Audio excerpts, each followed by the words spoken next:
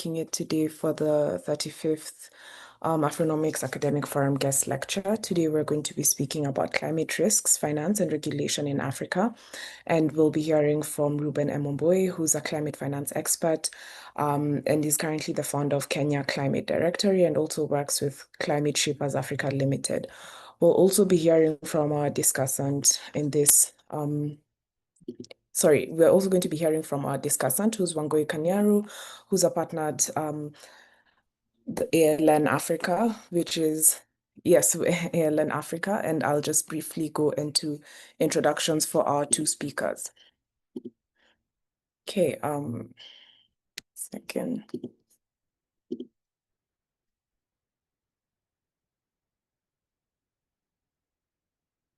Okay, so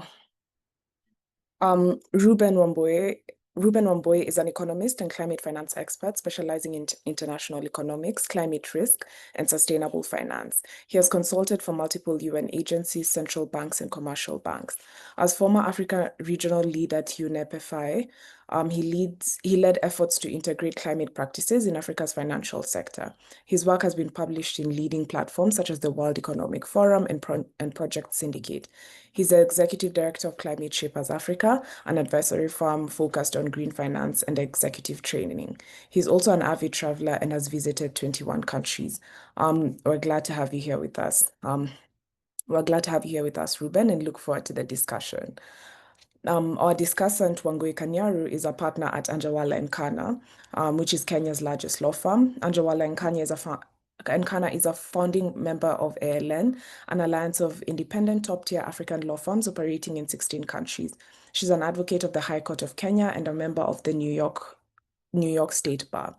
Wangui has over a decade of legal experience in and outside Kenya. She's an effective problem solver, collaborator, and advisor. Her practice focuses on regulatory advice, mergers and acquisitions, and climate change and sustainability. Wangui started her legal career as an associate at Clifford Chance US LLP in New York. She graduated with honors from Emerson College, in Boston, Massachusetts, with a degree in public relations and management communications, and worked as a corporate and investor relations professional with Thomson Financial, now Thomson Reuters, prior to law school. She holds a law degree, Juris Doctor, from New York University School of Law and a dual master's LLM in international and comparative law from the National University of Singapore and New York University. Wangui is avidly interested in African regional integration, sustainable development, policy and regulatory transformation, and is developing an expertise in climate-related legal and policy reforms. I'm happy to have you here with us, Wangui. And I think then we'll have Reuben begin the session with us. Thank you.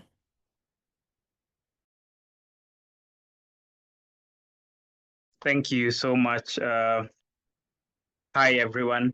So yeah, this is Reuben, and as we had seen in the comms about the lecture, I'll be speaking on climate risks, finance and regulation in Africa. I will not repeat about my profile and credentials.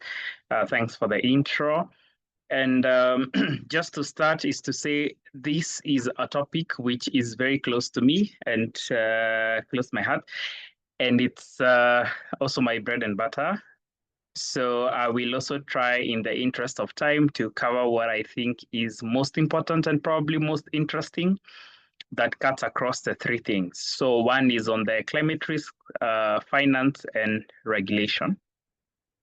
The second thing to say is I might have more content than the time that we have.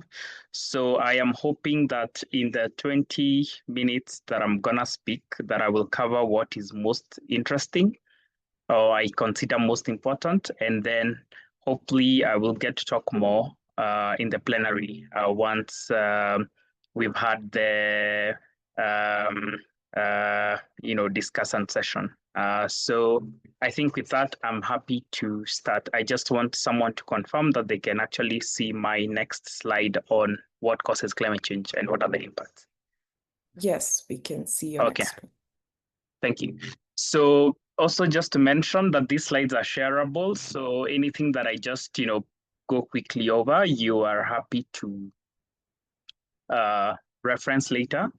The reason I start with this slide is for as long as I've worked in the sustainability and climate change space, I feel like people quickly move over to what is the climate risk and what is the climate finance and regulation and climate justice and all the fancy stuff. But I think one tip I always say, and this is from personal experience, when you talk about climate change, you want to start with the science. Always start with the science.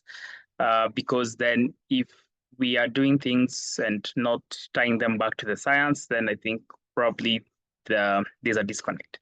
So with this slide, I just want to communicate two things that, from early primary school, we knew about the carbon cycle, how different things that happen on the earth contribute to carbon emissions, industrial processes and all that. But while that happens, we also have processes on the Earth atmosphere that also take away carbon from the atmosphere. So things like photosynthesis that uses CO2, things like oceans and forests, and we call these carbon sinks.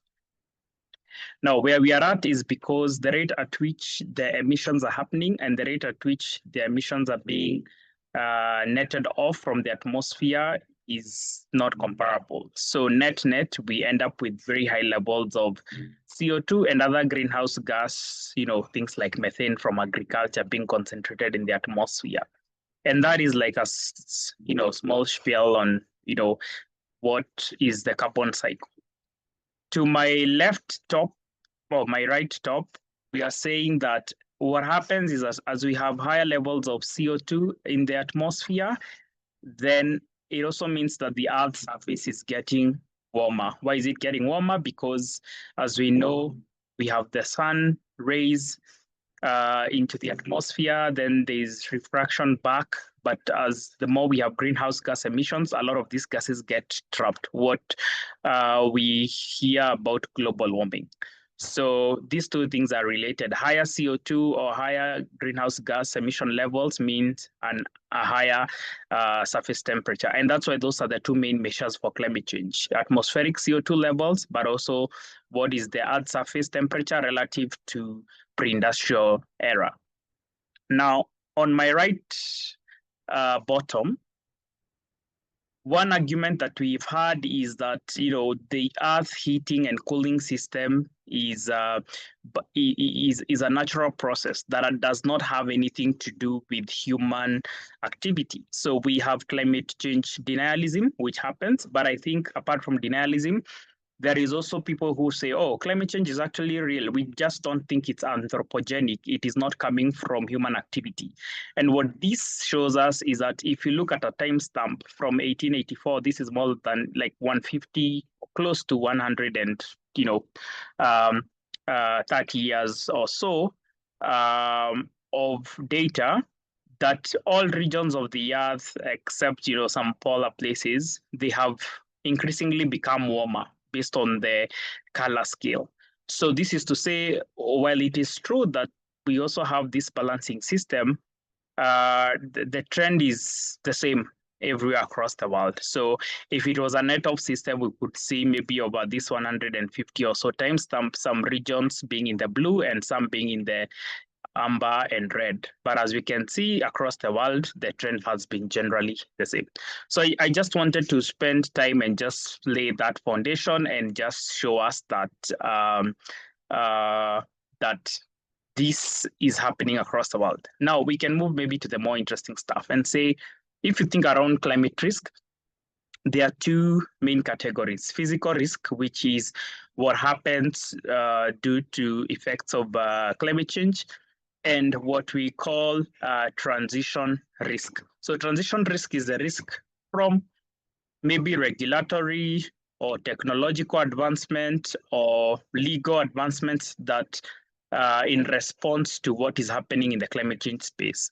So you have physical risks like floods and droughts. Some could be events, something like wildfire or flooding, or some are things that happen over time, like sea level rise, what we call chronic risks. And the idea is that when we think about climate risk, you have to think about the physical and the transition.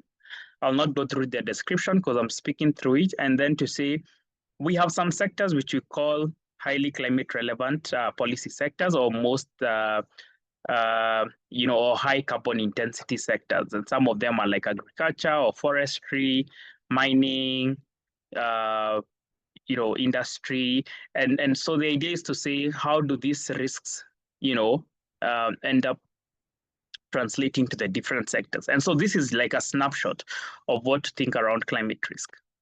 Now, laying the foundation on that, there's a question around climate equity and climate justice, and this is a discussion I've had with Nchiko before. So if you look by country, of course, the two big countries when it comes to emissions are China and the US. But also there are people who say, oh, okay, we have China and the US, but if you think about the population, what does that figure look like? And this is just to give you a snapshot. Who is the historical snapshot since the start of the Industrial Revolution? Then we have basis. If you do on a capita basis, the US is way higher than China. So like two graphs, they tell what are the CO2 emissions and what are the CO2 per person. And if you put like a country like Kenya, they are relative to countries like the US and China, it's like almost zero emissions. But also to tell you, some countries like India, they emit a lot, but to their population, they are almost much lower than even countries like South Africa. And this is just to give us a feel of who is responsible for these emissions. Now, I want to talk about Africa. So it's currently happening in the African market. There's, I would say, three things which currently intersect. There are countries that the levels of debt distress, 28 either in debt distress or at high risk of debt distress. Then we have countries at the risk of climate vulnerability. And here you can use any. Yes. So sorry to cut you off, Reuben. I think you're breaking a bit on our end, so it sounds like it might be a mic issue. Let me try. Is this much better? Yes. Okay. Yeah, it's a mic issue. So we have countries that are climate vulnerable, and then on the fiscal side, we have countries that had credit rating downgrades in the last 5 years. And what you realize is that out of 54 countries, we have a lot of countries that are at the intersection of these three things happening. And the point of this slide is to say, sometimes we talk about climate, but it's also good to contextualize climate in the context of what is happening on the macro side, on the economic side of things. So there's very high debt distress. And as you can see, we have at least like 13 countries which are ranked as very high climate vulnerable, but very high in debt distress. And then we also have countries either high debt distress, they've had credit downgrades. And you have countries, like, something like Angola, Ethiopia, high debt distress, highly climate vulnerable, but also they've had credit downgrades. And the reason this slide is important. See, well, climate risk is an issue on the continent, but also we have to think about everything else happening. Just a caveat, as an economist, for me, countries are markets. So I'm thinking of them more as markets, from say a sovereignty point of view, if you're a scholar or a legal scholar. Then that is risk, and then we have opportunities. So if you think around climate finance opportunities, there are two areas of opportunity. One is mitigation. So mitigation, what are the opportunities for reducing emissions or cutting down on emissions? So things like clean energy efficiency, or you could say in some cases, the effects of climate change have already materialized. So what industries exist to manage the impacts that have already materialized? So it could be you're a contractor, you're in building in climate resilient infrastructure, like climate resilient roads or bridges. So that is the adaptation side. And of course, we have a lot of things that intersect both the mitigation and adaptation. And that is like the thinking around how you think around climate finance opportunities. Now, from some recent work I did like 2 years ago, just ahead of COP, we looked at what are the some of the key financing barriers when you think about climate finance in Africa. And 5 things come to the fore. One is around debt. Debt is probably one of the biggest macroeconomic issues in most African countries. Then we have very inadequate climate action funding. If you've read studies on climate finance, we have a very small percentage of global climate finance coming to Africa, which is tied to the third challenge around high risk perception. And of course, currency fluctuations, because a lot of the capital is foreign capital, so there's foreign exchange risk, and also limited private sector involvement. And some of the solutions that we've thought about around this, on debt is around debt relief and suspension. And there's a lot of work happening in the context of debt relief and suspension, especially in the context of issues like to do with justice between international creditors and debtors. And then there's the intervention we proposed around low-cost debt and long-term loans. And this also includes things like, swaps. So whether you're doing debt for nature swaps or debt for climate swaps. Then around risk perception is around finance structures for guarantee schemes and credit enhancement. For currency fluctuations is having, like multi-party trust funds that provide effects of foreign exchange guarantee. And for the limited private sector involvement, there's a lot of talk, and this also happened in, in the just concluded Finance for Development conference around how do we create facilities for bankable projects on the continent, and this is how you think around the barriers. Now, one thing I want to bring to your attention is that international climate flows globally, are very unequal. And also, if you look at Africa, they are very unequal. So this graph tells you 2 things. The green tells you which are the top 10 recipients of climate finance in Africa. And the red tells you which are the top 10 most vulnerable most vulnerable countries in terms of climate vulnerability in Africa. Now, you would want to assume probably the most vulnerable countries should be the highest recipients. But as you can see, that is not the case. We only have one, we only have one country, if you see from the map, where they are among the highest recipients and among the most vulnerable.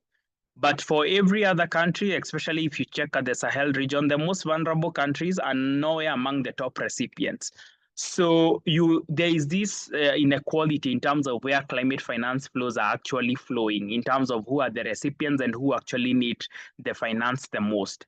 And again, to add is that the top 10 countries, the one in green, out of the 54 African countries, they are receiving almost half of the entire amount that should come to the continent. Now, there is also one critical thing I added. This is for Africa. We're always talking about, African countries like, the Congo, the home of critical minerals. And this is just a slide to tell you, when you talk about a critical mineral, what makes a mineral critical? It could be because of its economic prospects. It could be because of its role in supply chain. So maybe in the supply chain of electric vehicles, in making of mobile phones. It could be the technology it helps to facilitate, especially in tech and mobile telephony. It could be, its geopolitical importance, and also, maybe the geological elements or topography. So things like Tanzanite in Tanzania, you won't find it elsewhere.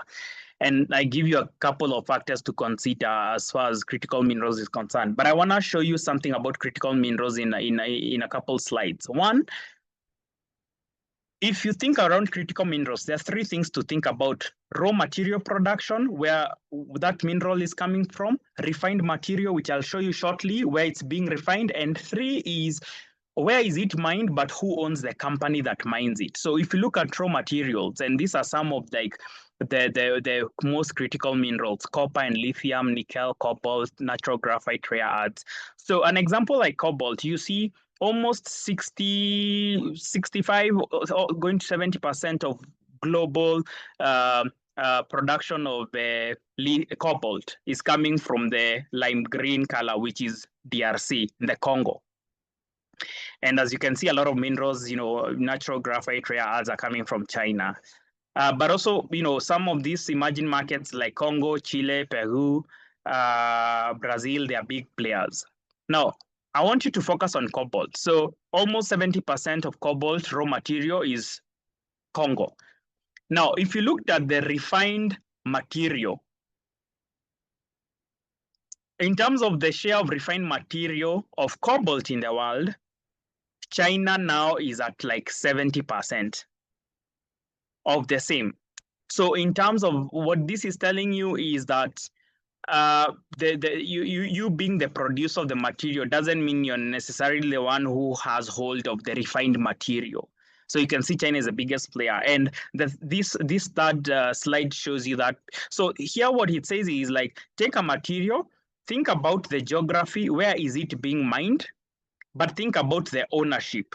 So ownership means where is the company that is mining it located, or if it's a project within a country, who owns the production licenses of that minerals. And if you look at cobalt, of course, by geography, DRC, almost 70%. But in terms of ownership of the production process, it's China and then Europe.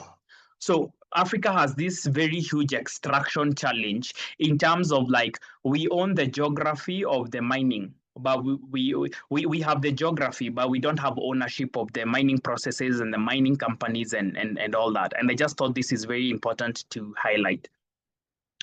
Now, we've looked at risks. We've also looked a bit about the finance and the flows and where the finance is flowing. So what's happening on the regulation side? So if you think around regulation, there are different international initiatives happening on the regulatory side. You know, AFRS, there's UNEP Finance Initiative, where I previously worked.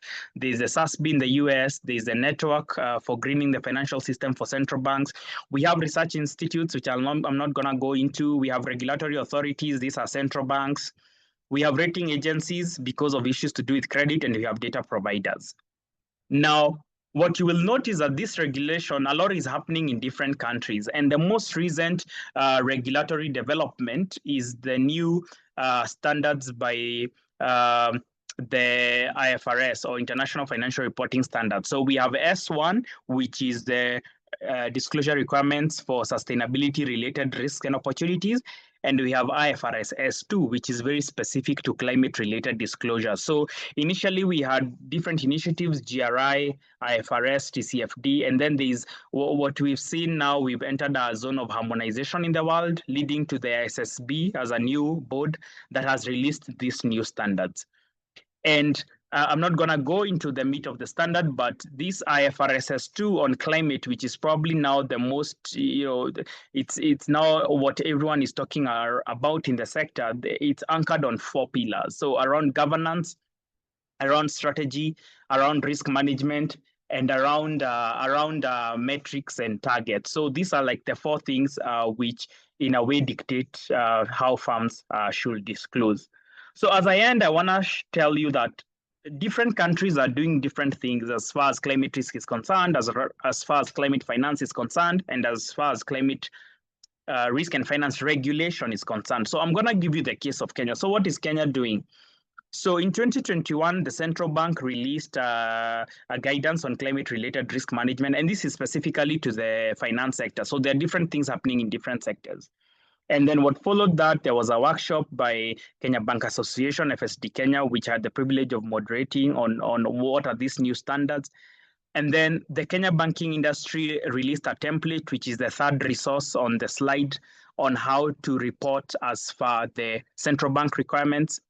And then the IMF came in and said, look, Kenya, you need to have a sustainability program. You need to bring in sustainability and climate elements into your reporting frameworks.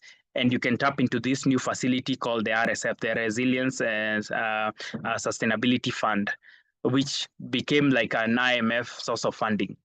So what came in is, this TA program supported by the European Investment Bank and the Central Bank, which I was part of. And Kenya now has like a climate risk diagnostic, now has a climate risk disclosure framework, and also has a Kenya Green Finance taxonomy. And this is happening in different markets. If you go to a market like Ghana, if you go to Rwanda, if you go to South Africa, you will see elements of this, either climate risk disclosure framework, either green finance taxonomy, either a framework for reporting on IFRS S1 and S2, all this is happening. And at the bottom, those resources you see, these are like all the other reports and publications that are happening in the space. One other development that you'll see as I wind up is one space that is getting a lot of attention in Africa is also around carbon markets. So again, if I take, and here I'm just looking at a country example, if you take like Kenya last year, exactly a year ago, Kenya gazetted the Climate Change Regulations Act, which currently I'm preparing a public version document for it, which is more palatable and easily understood by the public for that. And then we've seen last year again, the launch of a Carbon Markets Association of Kenya. And we recently submitted our second version of our NDCs. And recently, Kenya hosted a carbon markets conference. And if you take this snapshot and go to different countries, again, countries like Rwanda, if you go to Uganda, there is also developments happening in the carbon market space, either from a legislation point of view, either from a project development point of view, also just from transactions. And I'm sure, like, all the lawyers in the room by now are probably working or pursuing deals and transactions in the carbon market space. So this is just to give you a snapshot of what is happening and to say that regulation is global, but also there is a lot of activity happening in the context of national developments. So lastly, I see I'm 3 minutes past my 20 minutes. I'm just going to finish with this slide, which is to say, as you think around the factors around climate risk, climate finance, and regulation in Africa, there's a piece of work I did in 2023 for the London School of Economics, where we mapped out all 54 African countries around two matrices. One is to say, if you look at the climate or energy transition in the continent, some countries have very high opportunity. Either they own very huge forests, which are carbon sinks, or maybe they have very high levels of renewable energy, or they have, they own very huge deposits of critical minerals like Congo. We have countries which are very high risk of the transition. Maybe they're in the Sahel, or they have very high floods and droughts and all that. And we have countries in the mid segment. So that is on the climate and energy transition, either high risk, mid, or high opportunity. Then if you look at any economy in Africa, you can say maybe because of the size of the economy, their GDP per capita, their levels of debt, some countries are, high opportunity countries. And some of them you'll see, like, some of the highly, like, very high resilient economies in Africa, like Botswana, they're high opportunity. And some are high risk, maybe because of what's happening in the countries like Chad and Somalia, and some in the mid segment. And here the idea was to say, if you put them on that matrix and say, on the climate and energy transition, what is high risk, what is mid, and what's high opportunity, versus on the economic side, what is high risk, what is mid, and what's high opportunity. And you look at that, one, you realize there is no country in group number 7, which is to mean it is rare that you find a country is very high risk on the climate and energy transition elements, but also is high opportunity economically. And that is kind of counterintuitive. It's kind of obvious, actually. It's kind of obvious in the sense that you find a lot of the most high risk countries, as far as climate vulnerability is concerned, you find also the economies are very much strained. And there you see this bucket with Chad, Ethiopia, and Somalia. And then if I look at the other extreme, we have countries that have very high economic and financial resilience, but also very high opportunity for climate and energy transition. So like Botswana, Mauritius, Morocco, Namibia, Seychelles, and Tunisia.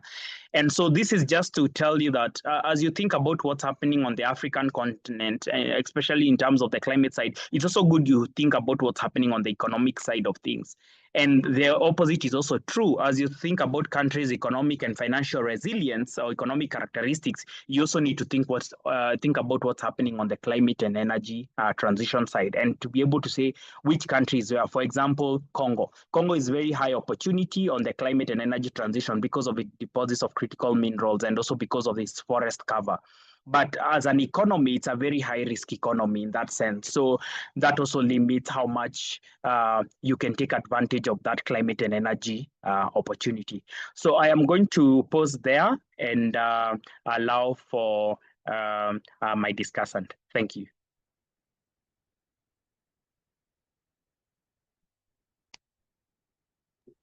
Sorry, thank you so much, Ruben, for that. That was a very enlightening presentation. I think for many of us here who are lawyers, in the climate space or in civil society in any form of way, I think we have several questions. So we'll now go to Wangui, and Wangui will be the discussant for this session. Wangui, please. Welcome. Thank you so much, Warimo, and thank you so much, Ruben. I'm going to come on screen in a minute with regard to my video. And I'm also going to start with a disclaimer, which is to say the title of Discussant is a lofty title. I hope I can wear it with sufficient honors following such an information-packed and wide-ranging presentation. I hesitate to speak on behalf of the people who are listening with regard to the impact of the presentation.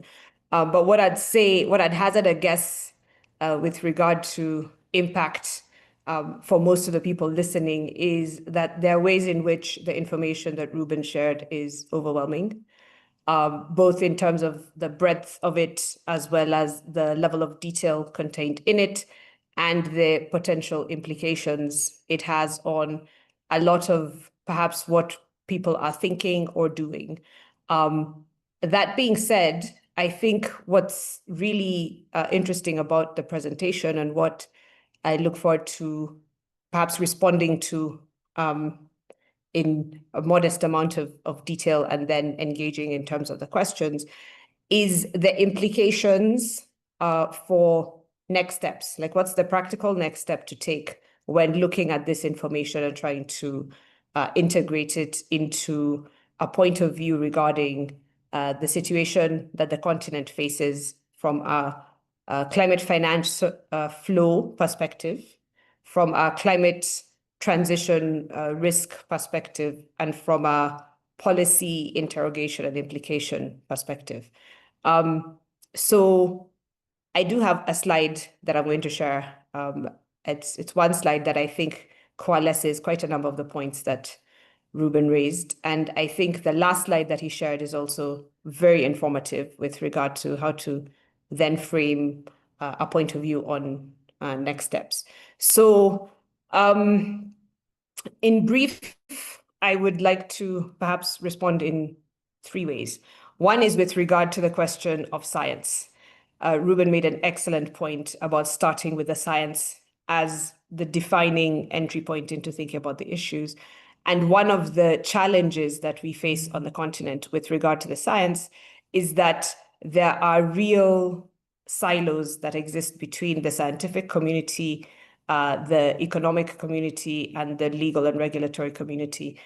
These silos are not necessarily deliberately created, but they are functionally very restrictive because the forms of knowledge that are being generated in each of those three spaces do not translate into the policy space in a way that enables coherent action. One example of this, just as a case in point, is the fact that with the change in the US administration and the role and the structure of US aid, the early warning systems that have been relied on, particularly in East, Central, and Southern Africa, with regard to drought and flooding that were created in the early 80s during the seismic droughts in Ethiopia that triggered an entire sort of reframing around disaster risk management on the continent.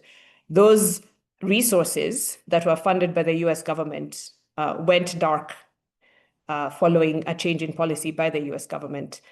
And having gone dark, they drastically limit the accessibility of certain types of information that was previously open source, that was being used in different ways by climate scientists to start making more detailed recommendations on climate impacts around health, climate impacts around sea level rise, climate impacts around extreme heat, that were going to then inform policy development. So we have a situation where by not being in control, not just of our critical resources as natural resources on the ground, but information resources as well, we then run the risk systematically of not being able to generate responses that are coherent for our current situation and trajectory.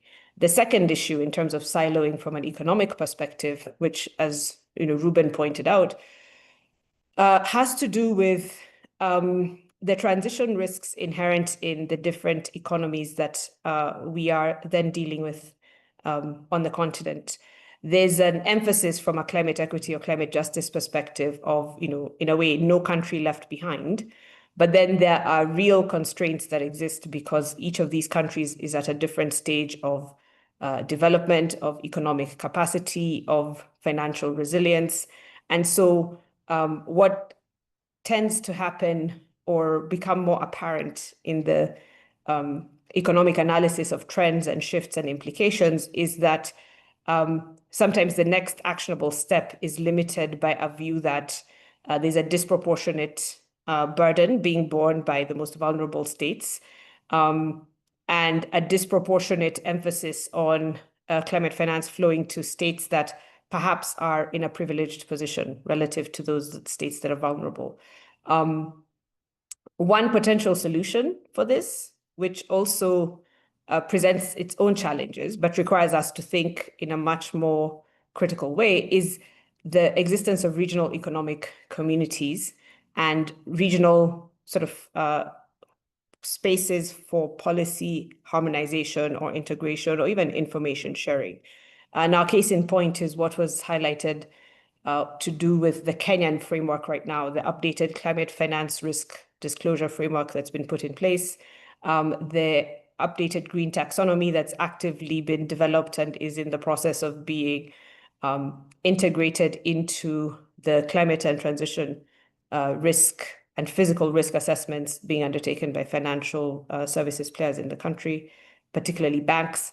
That level of leadership is impressive and is instructive, but in parallel, we have similar sort of structures, policies, frameworks being developed in Rwanda, for example. And it begs the question whether there's a level of coordination or common ground being developed in terms of terminologies in the taxonomy, methodologies being applied for certain risk evaluation, etc. Absent coordination and absent a narrative structure with regard to the regulatory and the policy instruments that exist in each of those countries, you run a very practical risk for domestic institutions that are supposed to be providing financing under these frameworks that, a bank, for example, like Equity that has operations in Kenya and Rwanda may well then be trying to upskill and reskill its teams with a focus on, different regulatory or policy instruments or different points of emphasis in terms of what counts as green finance in each jurisdiction, which further slows down the ability of funds to flow into domestic spaces. And I think the third point in relation to the silos, we've talked about the information silos where climate science, climate data is not entirely within the control of African countries that are directly affected by the impacts that are being tracked. And therefore, that inhibits the ability to use that information to develop policy. We've talked about economic frameworks that are being developed at different speeds with regard to financial systems regulation or transformation that then affect African actors that are operating across jurisdictions. And then now, I think the last thing I would want to just flag that Reuben indicated has to do with the tension between being high opportunity and high risk, for a variety of the jurisdictions that are on that very last slide, and what the implications are for policy or regulatory development. And the particular implication I want to focus on is the challenge that we have with regard to how our economies are structured, whereby being primarily export-driven economies, where we're exporting into markets in the global north, changes in regulation in the global north drastically affect the ability of economic actors to minimize their risk, particularly with regard to, I guess, the cash flows that they're generating, but also the viability of their interaction with other markets. This requires urgent kind of successful implementation of the African Free Trade Continental Area, African Continental Free Trade Area, because effectively the longer term trajectory of the regulations that are coming into force is that if Africa cannot successfully trade within its own borders and its own confines, it will perpetually be locked out of sustainable funds flows and sustainable economic development. The Sustainability Due Diligence Directive that was adopted in the EU at the middle of last year and has since been undergoing drastic revision following the Trump administration coming into power in the US is a case in point. It was a directive that would affect value chain actors across supply chains for large European multinationals and even large global multinationals with significant market share in Europe. It required potentially substantial investments across the value chain for suppliers into these global value chains. It required climate transition plans to be developed and to be monitored, climate impacts to be assessed and reported on and disclosed, even under the similar frameworks to the IFRS framework Reuben mentioned. And all of these costs were likely to be shifted downward to those value chain actors on the continent to absorb and to be able to sort of de-risk the off-takers at the global level. One of the risks in that regulation as it was being developed was the idea that supply chain actors for these large multinationals would actually become insolvent, that the costs of compliance would be so high that they could not actually finance those costs. And there was a footnote in the directive that suggested, the off-takers would need to agree or align on forms of financing that would be made available to help these players transition. Now, the likelihood of such funds reaching African MSMEs or even African relatively, large businesses that are integrated into the supply chains is low. And the alternatives that these players face are ones that require them to actually drastically retrofit their supply and demand kind of model to focus much more on regional supply, regional markets that are less prone to those kinds of costs of adaptation when it comes to shifting to comply with the requirements offshore. So I guess to conclude on these three sort of elements that I've sort of been alluding to my mind, the real issue and the real question we face that is encapsulated in this slide I want to share is one of future generations and the risks that they face. And I hazard a guess that most of the people on this presentation are people who fit very much within the future generations definition of demographics. 1 second.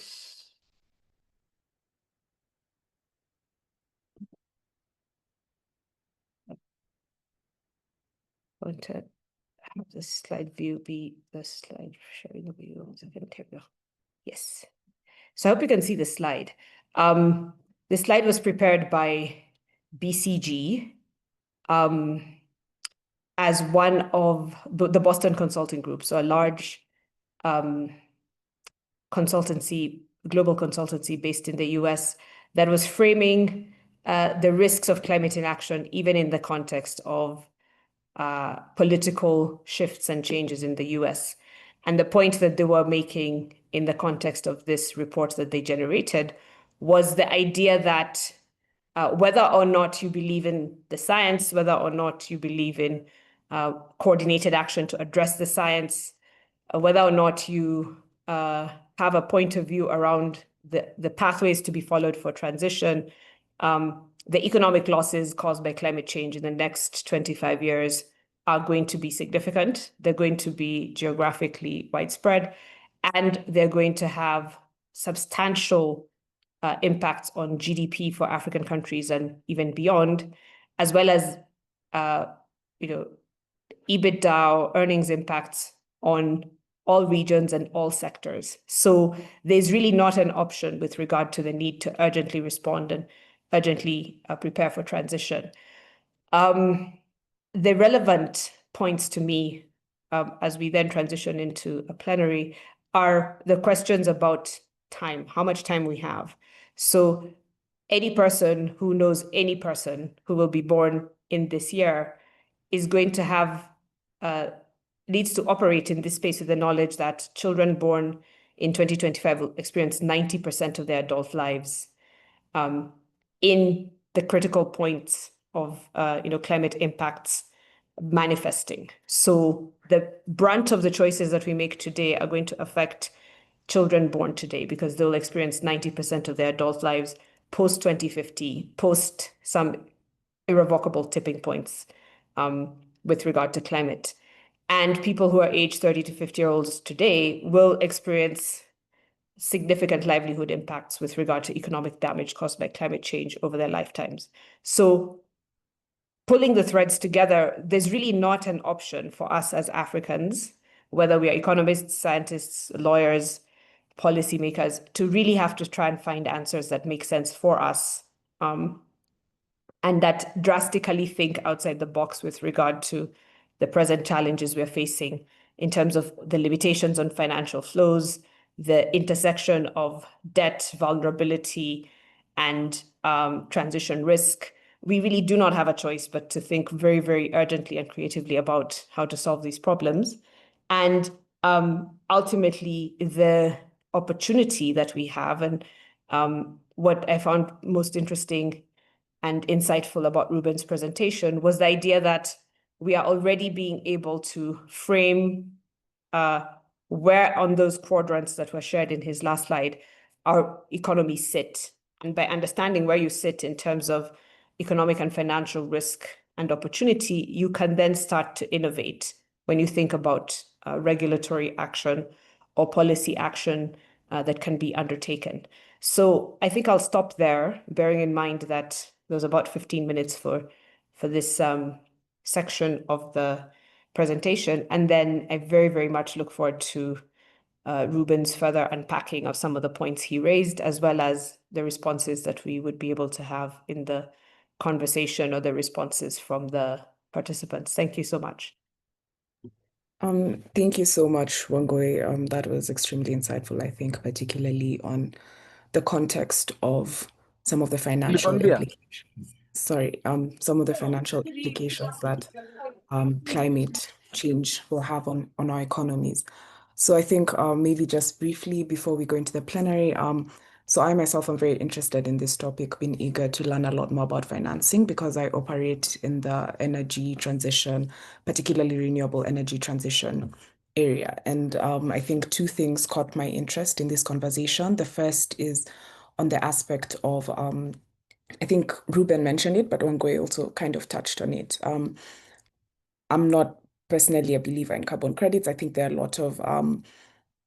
lot of issues in terms of how its implementation has been done, but I think outside of its implementation in itself, we're at a pivotal moment in the climate crisis and how we address issues, for example, with what has happened so far with US funding. And, I think even there's been a lot of global pivotal moments in not only in the aid sphere, but in the financial systems. And so there has to be some form of prioritization, is what I think, of how climate finance flows into the continent and sort of how we then regulate it. So my question, I think, to Wangui and to Reuben would be, given all the discourse at the UNFFCC and, globally about climate finance and a lot of people speaking about carbon markets when we do have pressing issues, for example, in Africa, such as, Mission 300 has been rolled out and it seeks to address issues of energy access on the continent that needs billions of dollars to be implemented.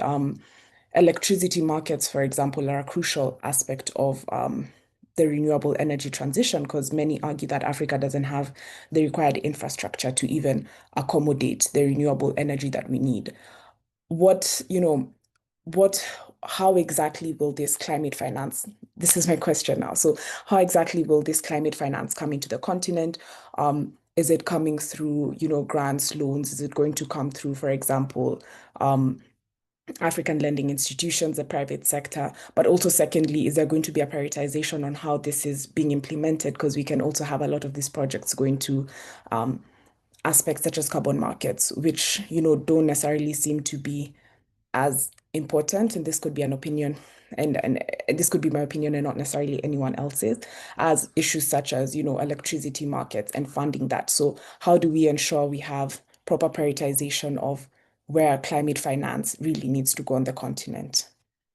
I think, yeah, so I'll start with that question, but anyone else from the audience, please feel free to raise your hand or to type on the chat if you have any additional questions. Maybe Reuben or Wangui, you can take that as people raise their hands and ask questions. Sure, thanks very much. I think I'm gonna respond to that, but also build up on what Wangui had earlier mentioned.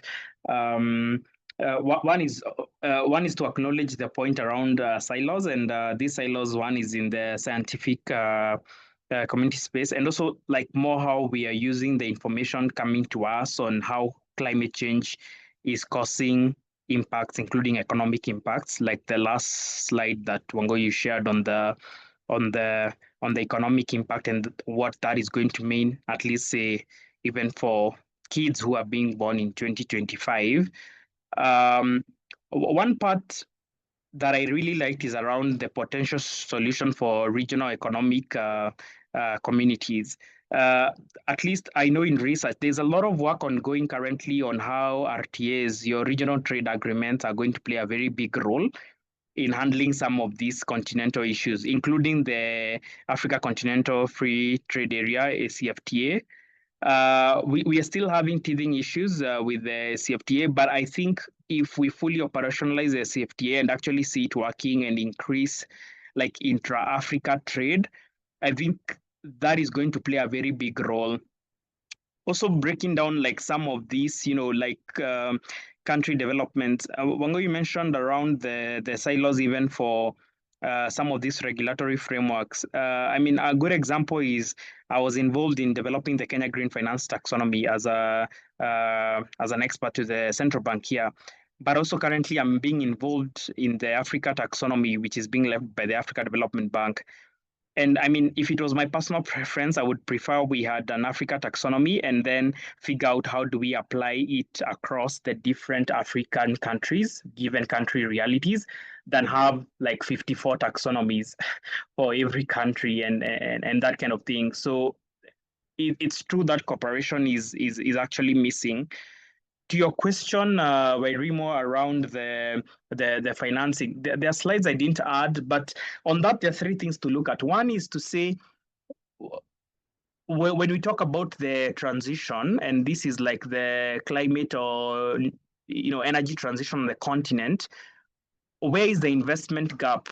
So I will say at this point, there's enough analysis that has been done to say every sector in Africa, or some even country studies like Kenya, what sector needs what amount of financing to meet its NDCs? That has already been done, and I'm actually happy to provide you with that. So to say, this is what we need in energy systems, this is what we need in agriculture, this is what we need in land use change and forestry, this is what we need in water and sanitation systems, that has been mapped out. And then we've also had a mapping that has been done to say of the current finance flows on the continent, what has each sector received? And I can tell you, at least on the African continent, the biggest investment has gone to energy systems and mostly renewable energy. Also because the business case for it is a bit quite clear. And there's analysis that has been done in terms of funding gaps. So to say, this is what we require for NDCs, say in Rwanda or in Gabon or in Mauritius or in Kenya, this is what has been received so far and where is the gap? So maybe two sectors I want to highlight on this lecture. One is energy. There's huge investment in energy on the continent, but still it's one of the biggest gaps because, I mean, half of the continent is on the dark, loosely speaking, in terms of electrification. So that's why you're seeing initiatives like Mission 300, backed by the World Bank on that. The other sector, which I don't think it gets enough attention, but it gets enough attention in research, I just think it's not being communicated as widely, is around water supply in terms of water quality and availability. So I would highlight those two sectors, and I'm happy to follow up after the lecture with data on the sector mappings on this. And that is, and actually, energy is not just an African story. If you look at the last analysis that was done on the SDG funding gap globally, the energy needs contribute around 50% of the SDG funding gap globally. But also it's because a lot of the infra depends on energy systems, and this also includes like building and real estate. So I'll stop there and let Wangui come in, and maybe after that I can see we have like 2 questions in from the plenary. Thanks. Thanks so much, Reuben, and thanks Werimo as well for the question. I really wish we had a silver bullet or some kind of fairy godmother that could wave a magic wand and kind of provide a very clear roadmap of prioritization and a blueprint that enables people to act with certainty. The sad reality is that we do not, and I think this is one of the challenges of the climate discussion for the continent is we are in a situation where we need everything everywhere all at once, right? And so as soon as conversations about priority to some extent, as soon as they start happening, one of the major issues that comes into play, and I'm speaking about this from a legal perspective and from the perspective of trying to think about innovation with regard to things like public participation, locally led adaptation or climate resilience, and really increasing information awareness for prioritization to follow,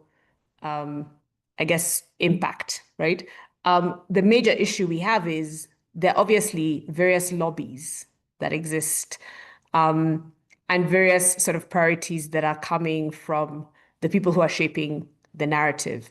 And I'm not saying that in a conspiracy theory driven kind of a way. I'm just saying that as a statement of fact. So for example, why are carbon markets so much in the public eye and so much in the sort of policy conversation as solutions? It's because you have, broadly speaking, you have various global north entities that are facing imperatives to do with decarbonization pathways in their own markets, facing trade-offs that they want to make with regard to the tension between the ability to pollute or to emit and the ability to drastically reorient their business models into the decarbonization imperatives they're facing. So, and if that's where the narrative is being driven, then the narrative will continue to be driven and spotlighted as the key priority, as an urgent kind of thing that can enable funds to flow to African countries because there's demand for carbon credits.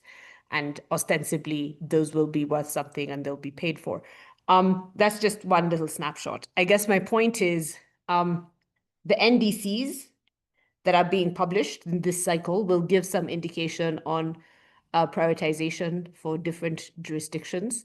And that, I think, then requires the locally led approaches to kick in, where there are actors on the ground who are working in a coordinated way to see how to advocate domestically for prioritization of certain actions, whether on the adaptation or the mitigation side. But I think the short answer is the prioritization of finance flows really has to come from the domestic imperatives of different African countries and different players in those countries. And that prioritization has to also come from an awareness of the impacts that are, being mitigated, as well as the timelines within which certain actions can be taken. And the third thing I'd say on this is we have in Kenya, if Kenya is a case study, but I think you can actually apply this to other countries as well, NDCs and commitments under the NDCs and statements regarding intended outcomes in the next 5 years and funding gaps and so on, there's almost no insight or input into the urgent legislative reforms that then need to happen to effect some of these changes. And so, case in point, we will end up having litigation to challenge certain actions by the government of Kenya because those actions have not gone through proper public participation, or there's a lack of transparency and disclosure on some of the Article 6 actions that are being undertaken in Kenya that I would argue could give rise to constitutional challenges with regard to and access to information challenges that then end up in a situation where there's been a prioritization of requirements, there's been partnerships and stakeholder alignment with external actors, there's been steps that are being taken that theoretically are supposed to unlock particular funding, through certain actions on a government-to-government scale, and they will then be rolled back in 2 or 3 years after the judicial determinations are made with regard to a failure to follow process. So we're back to the drawing board, right? We've lost time. There's opportunity cost. There's been money that's, kind of been deployed that didn't end up actually achieving an outcome. And meanwhile, climate change marches on. So in short, there has to be a bridge between local action and policy commitments externally. And there has to be a much more kind of strategic point of view domestically so that we're not just reacting to foreign priorities that, are more coordinated than ours are. Thank you, Wangui. Thank you, Reuben, as well. I think those are both very contextual answers, particularly with the role that the Global North plays in, policy prioritization in Africa. So we have 3 questions. We have one from Jagi Waniki. I think I had seen Mohammed Abdirazak. You also had a question, and Chico. So if you could take them in that order, and then Wangui and Reuben can respond. Okay, thank you. So my question is on migration and human conflict due to water scarcity. So I'll talk on a very personal level. So my people live in the slopes of Mount Kenya, and the glaciers have been receding a lot. And because of this, there's been a water shortage, and people have now had to start sinking boreholes. And I'm seeing this problem where we'd probably have to the glaciers should completely recede in the next, 20, 30 years, according to what I hear. But there are people there selling them carbon credits, but they're not really addressing this current issue that I foresee that's happening. And I think we know in Africa it's quite common for these migrations to lead to conflict. And I think we've seen this in Nigeria, and Kenya is fairly volatile. And so my question maybe is more like, does climate financing have a plan for how to handle these probably water scarcity issues? I don't think desalinization is a practical solution. So or maybe migratory issues, because I think this will not only happen in Kenya. I think in the most populated part of the world, around the northeast of India, they also have this problem. So anyway, yeah, my question is, are there really plans to address these kinds of issues of migration and water scarcity that we are likely to see soon? Thank you. Thank you so much, Jagi. We'll have Mohammed Abdirazak.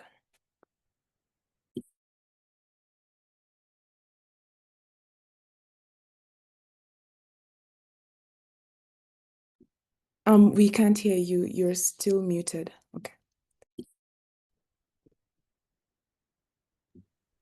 Apologies. Maybe am I the only one who can't hear him, or yeah, okay.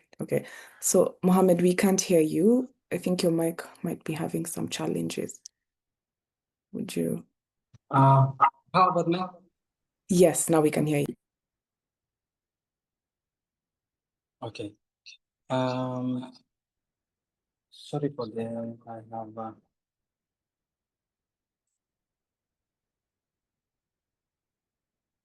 Yeah, I think now I'm okay, and you can hear me very well. I want to thank for the Reuben and also for the discussion, Wangua, for the wonderful lecture we have in here. So I have two questions. I want to ask for especially for the Reuben.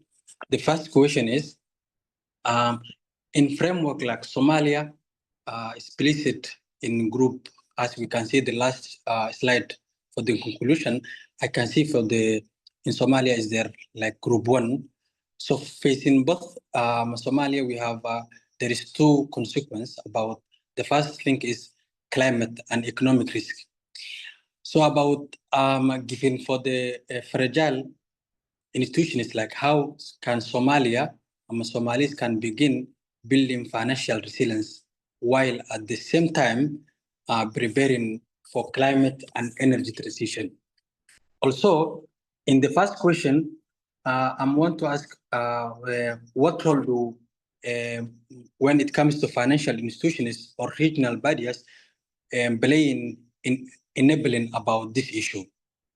And the second question I want to ask for the Reuben is about how we can in about the access financial climate for the climate finance is crucial for the high risk countries like Somalia, Ethiopia, and the other countries that Reuben mentioned. So in often those with a weak economic system are left out. They are not in the competition, or they are not getting those we have mentioned. So how can climate finance mechanism be made more inclusive fragile states like Somalia and Ethiopia, or maybe we can say it like Somalia, so they are not penalized about for the systematic challenges outside of the control. Yeah, that's the two questions that I wanted to ask for the Reuben, and thank you guys for this wonderful lecture. Thank you so much, Mohammed. Those are great questions, and we'll have Chico, and then we'll read the question in the chat. Yeah, thank you very much, Reuben and Wangui, for putting so much just in like 40 minutes. I didn't know that was humanly possible. Yeah, so thank you very much. I have a couple of questions, and they go pretty much to what Mohammed and Njagi have just raised. And I really loved the way Reuben started, and even the emphasis that both of you gave to the science part of this. And I think something that was really, really clear from the science was that this is not our problem. So we didn't cause climate change. And someone has more responsibility for that. So the responsibility has to be somehow differentiated. And this is something that I didn't see very much coming out of the presentation. I really understand the regulatory framework and everything. And when we go to building resilience, thinking of mitigation and adaptation, I guess the regulatory frameworks are still very much on mitigating the emissions, which is really like a problem of prioritization, because we don't have a mitigation problem on the continent. We don't mitigate as much. So maybe like the question of adaptation, and one of the main issues on the continent has been displacement. I cover Amnesty International's work on climate justice in Eastern Southern Africa, and we've been leading research in Somalia, in Madagascar, in Namibia, in Angola, and displacement is really, really happening, and it's very much a question of adaptation. How do these frontline communities adapt to these climate impacts, drought, flood?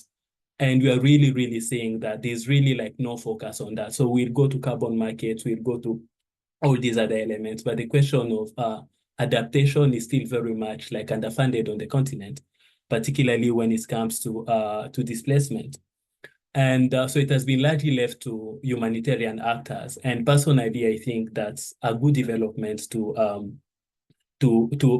welcome, but also it has also its own issues, because when it's just charity, there's so many issues with, like, for example, the types of houses that humanitarian actors have been building for these frontline communities, the types of resettlement camps. Some of them do not even have like toilets.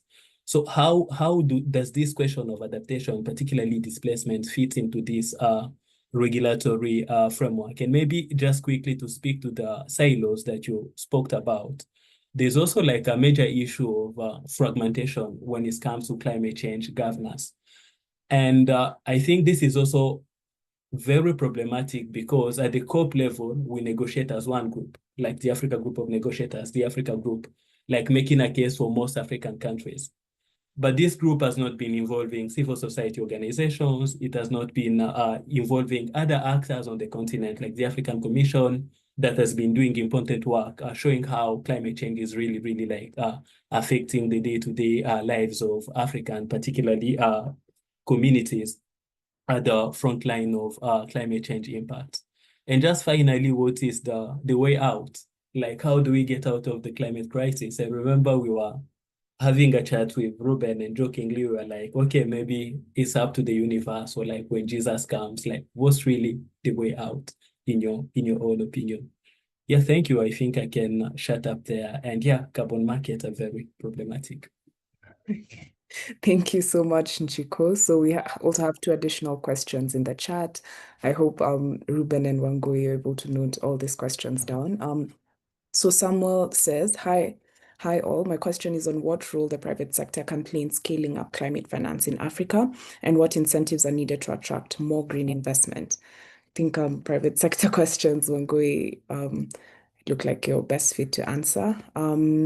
Randy also says, emerging market climate finance is weighed down by multiple risks, political, regulatory, currency, and making these projects unattractive to mainstream capital, majorly concentrated in the UK and the US.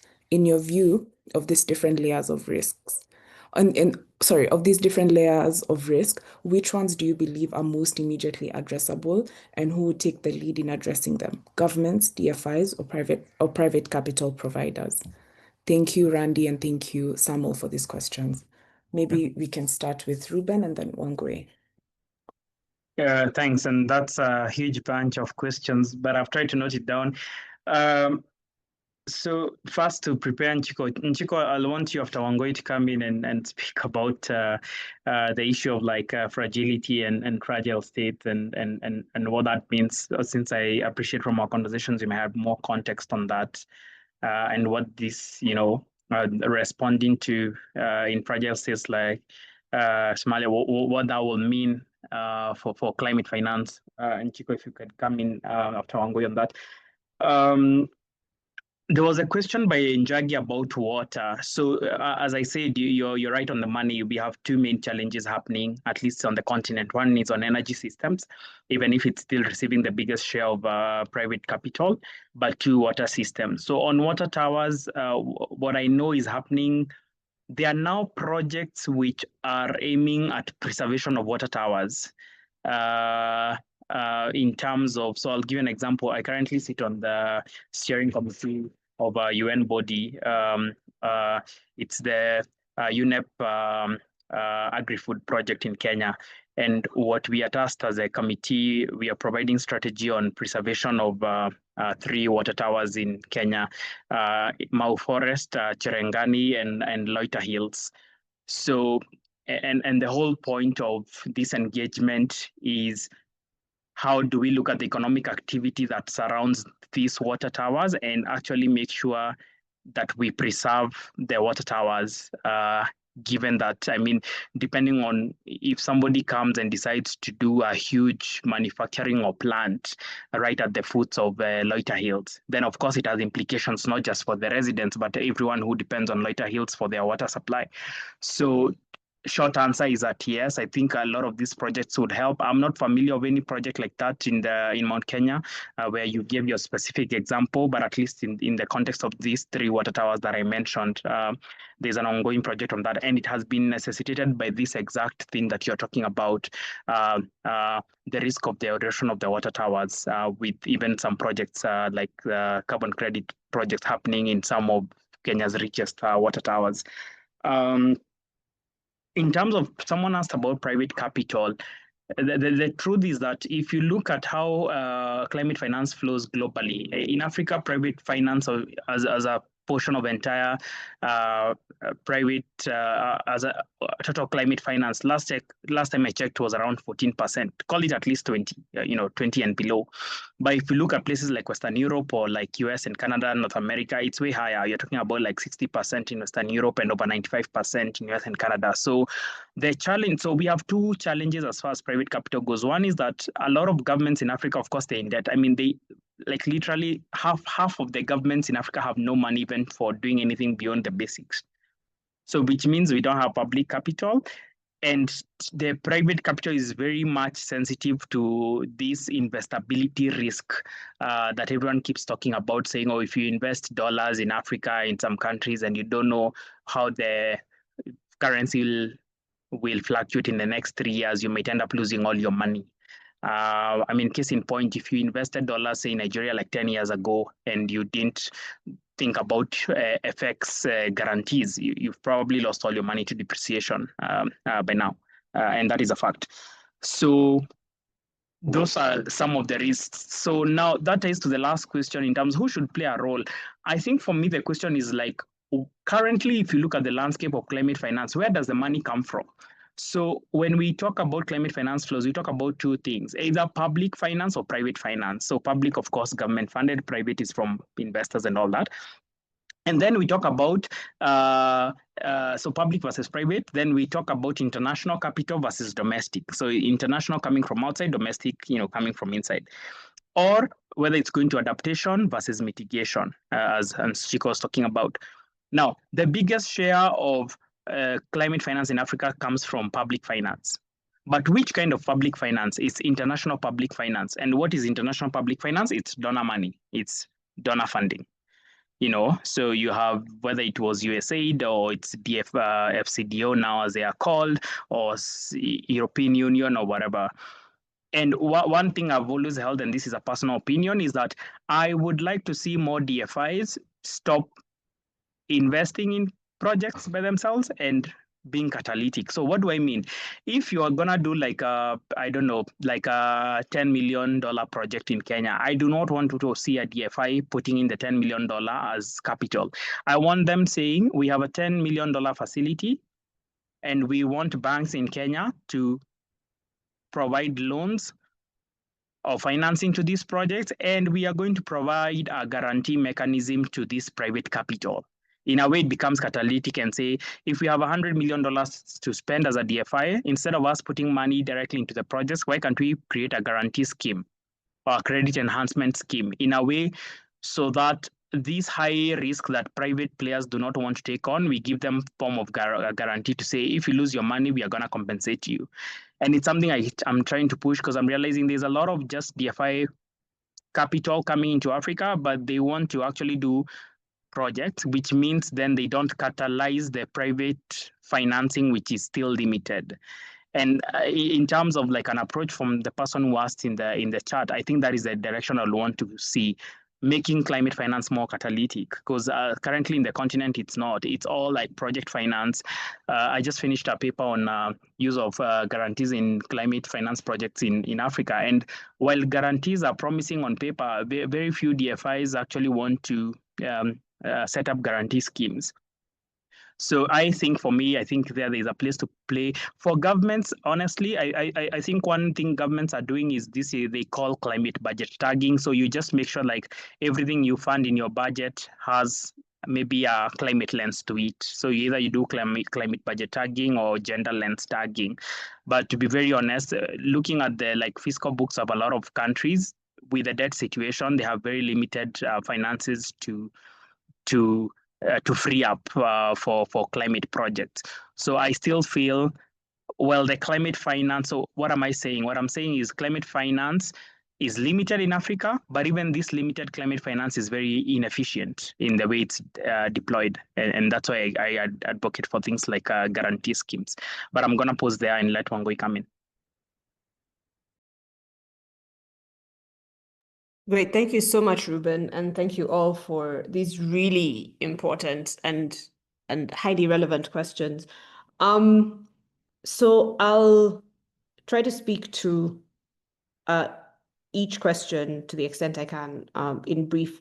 Jaggi, your points are so important with regard to the deglaciation of Mount Kenya and its corresponding impacts, particularly also on these carbon credit projects that are primarily reforestation related, and some of the gaps in the law regarding what to do about that. Very briefly on that point, it's so important. The reason it's important that you've raised it is because it is a highly local issue, but then it is being presented in various narratives. If you look at the narrative around the deglaciation of Mount Kenya, that it's being presented in international press, it's being presented as an issue that's being dealt with by the UNESCO World Heritage Program, because these glaciers they're looking to declare them as World Heritage Sites and then have funding that's used for conservation purposes and reforestation purposes in that regard. And there's nothing wrong with that as one of the avenues of intervention, but it has to be rooted, the intervention has to be rooted within the local communities and local players because of its impact. So there's this financing locally led climate adaptation program in Kenya, FLOCA, that tries to link local climate adaptation projects to direct funding through the World Bank and a couple of other donor institutions. These kinds of the projects that are being funded to some extent may not, there's a challenge about sustainability, there's a challenge about accountability of funds and a couple of other things. But to my mind, this is the kind of thing, Jaggi, that would require, quote unquote, a Gen Z moment. People kind of creating and innovating around projects to fund community-based adaptation efforts that go beyond trees and that go beyond relatively, quote unquote, simplistic approaches that target this issue as a long-term risk. So I think that's something at the county level that should be addressed. It's something that young, sort of informed actors can and should be taking on and framing this as a political issue, not just as an environmental or an economic or a social issue. Also on carbon credits, the issue of, I guess, insolvency risk, right? What happens when the carbon that's being sequestered ends up, through these trees ends up not being sequestered because there was a climate change and the trees died off, right? Those are the kinds of relatively important questions that need to be addressed to de-risk carbon projects' economic impact on local communities. Mohammed, you raised some interesting questions. I look forward to Siko's views. What I'd say about, and it ties into Jaggi's point on migration. There's internal migration and external migration. And if we look at the matrix that Reuben shared, this is one of the things that needs to be addressed at a regional economic community level, and even at a normative level when you think about the African Court for People and Human Rights, or other regional courts.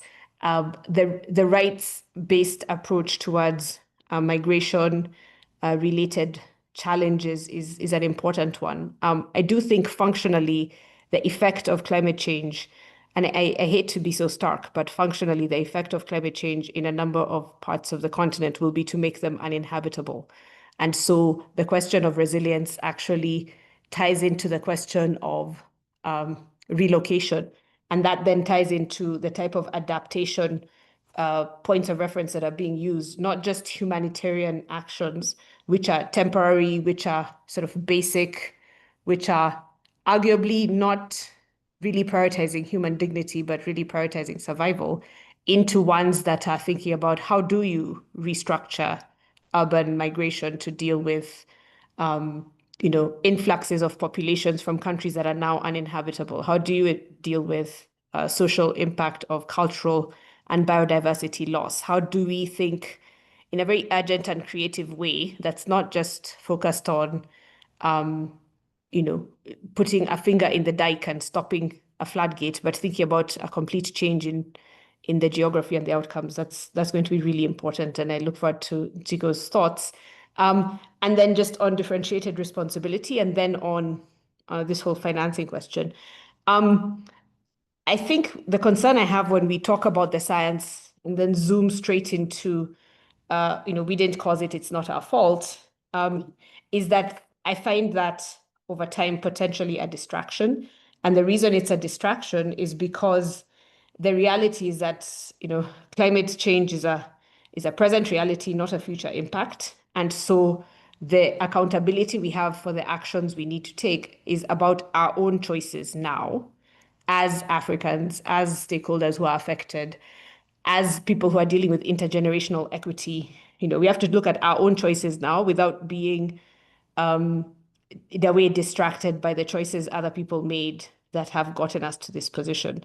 The reason I see it as a distraction is because we'll argue this thing. There'll be people who agree, there'll be people who disagree. Meanwhile, the decarbonization train is moving on. Meanwhile, people are continuing to pollute by, trading on credits. Meanwhile, we are failing to recognize that no one is coming to save us, because we are so busy trying to find the person whose fault it is. So I don't discount that it's important, and I don't discount that there should be a holding to account. But I do think if we prioritize that at the expense of thinking about what needs to change for us now, we lose time. The private sector piece, I think Reuben talked about it at length, and he's the economist, so I'm not going to presume on that territory, except to say the reason why, or a major reason from my perspective, that there's way more domestic funding in other countries than there is in Africa, or even in a country like Kenya, for example, is just because our policy environment is completely backwards when it comes to creating deliberate incentives around enabling financial actors to lend domestically to actors, MSME and otherwise, that are actually at the front line of the steps required to transform our economies. And that's got to do, I guess, with government borrowing and the fact that it's more profitable for a bank to lend to the government than to lend into the private sector. But there has to be a change in how this is being dealt with. Having attended a presentation where there was innovation after innovation presented by lots of small businesses, women-owned businesses, youth-owned businesses, everybody who is at the front line economically of this crisis. And they all universally said three things. One, they cannot afford to finance their activities through domestic local currency funding. Two, they are not interesting enough to the so-called innovation and impact funds from the West that are looking for very dramatic innovations to fund, to say that this is so special and so leapfrogging and so impactful, it deserves funding. They're doing very simple things that are very important for the local communities, but are not interesting to foreign funders. And then the structure of the markets and access to finance domestically is such that they cannot afford to be funded. And so their point was, we will never scale. This will always have to be a side hustle because someone has to do something on the side to put food on the table, even as they're trying to solve this problem. So there's a real policy issue for us that we have to address domestically before we even start trying to find DFIs or other actors to de-risk the environment. Even that is important for sure, but I think an urgent imperative is thinking about how to reconfigure our domestic space. And I'll just stop there. Thank you so much. Thank you so much, Wangui. Thank you, Reuben, as well, for your responses. And so maybe just the final response. So we'll have David Ngira, who's from Amnesty International, and he works on climate change and fragile states. So he'll just briefly respond to the question, speaking on his experience of displaced people moving from Somalia to Kenya. And after that, we can wrap up. So I completely understand we're supposed to be done by 4:30. And maybe if you can just allow us an extra 10 minutes to wrap up. Apologies for the delay, everyone. David, welcome. Thank you very much, and thanks to all the speakers for super amazing presentation. As she says, I'm an ESCR researcher focusing on Eastern African region at Amnesty International. So I work closely with Nchiko. So on the Somalia question, I feel like the climate problem in fragile states is equally a political problem. From our researches in Somalia, as regards internal and cross-border, because we've done a lot of work with regards to internal displacement of people by floods and drought in Somalia, as well as cross-border displacement from Somalia into Kenya. Now, the challenge we're having is Somalia government does not have a full control of Somalia, of the whole country.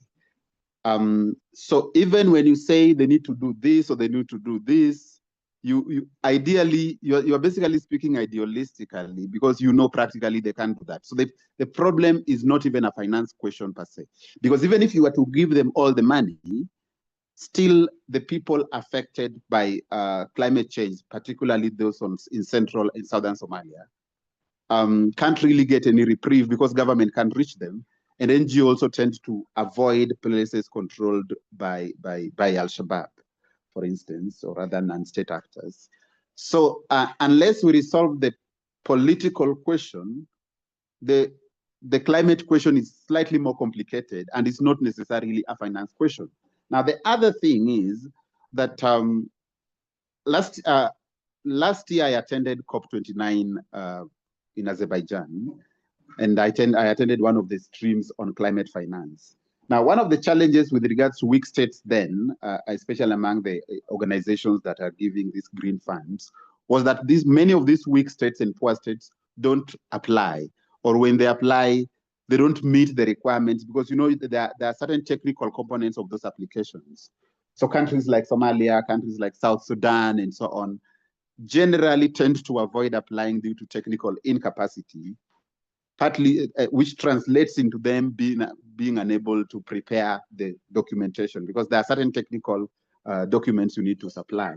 So for this reason, again, regardless of the availability of finances at the global level, to the extent that the application is based on a certain criteria for everybody, certain fragile countries and poor countries, due to low capacity, cannot. And we explore the possibility of building capacity in these countries, but you see, building capacity starts with strengthening the government to function properly, which is a very big problem. The other thing is the question of, most of these countries and fragile countries in the region, talk about DRC, talk about South Sudan, talk about Somalia, you realize that sub-state actors, or federal states, or provinces, or regional governments, tend to have responsibilities towards victims of climate change, victims of floods, or victims of drought. So the responsibilities are split between the central government or federal government and state government. So you have a challenge where the person with the responsibility, with the actual power to do something, let's say in Somalia you have Jubaland government, which has an ability to do something, but doesn't have enough resources, because a lot of the resources are retained at the federal government in Mogadishu. But the federal government in Mogadishu does not have the capacity, or sometimes political will, to actually come and implement whatever interventions in Jubaland. So the absence of a clear-cut division of roles between federal institutions and state institutions or sub-state actors undermines any ability to do anything. So it stops being really an issue of climate finance to actually being an issue of politics, of organizing these countries politically and dealing with the conflict or the political challenges that you see around. And that's why we are increasingly moving into this space of talking more politics now and trying to engage governments rather than simply talking about money, because money without the political will doesn't seem to augur very well for these kind of countries. Thank you very much. Thank you so much, David. Thank you, Mohammed, and everyone as well. So I think we won't be having, sorry, we won't be having, apologies, we won't be having any more questions. Okay. Maybe could you please type on the chat, and then we'll forward the questions to the speakers, because we were supposed to end 10 minutes ago. And at this point, thank you all so much. Thank you, Wangui, and thank you, Reuben, for your interventions. I think it was an extremely engaging discussion. I think we have more people wanting to ask more questions, and we would sit here all day having this very relevant discussion. Again, thank you both. And at this point, I'd like to invite Ohio, who's going to give the closing remarks from the Afronomics Academic Forum.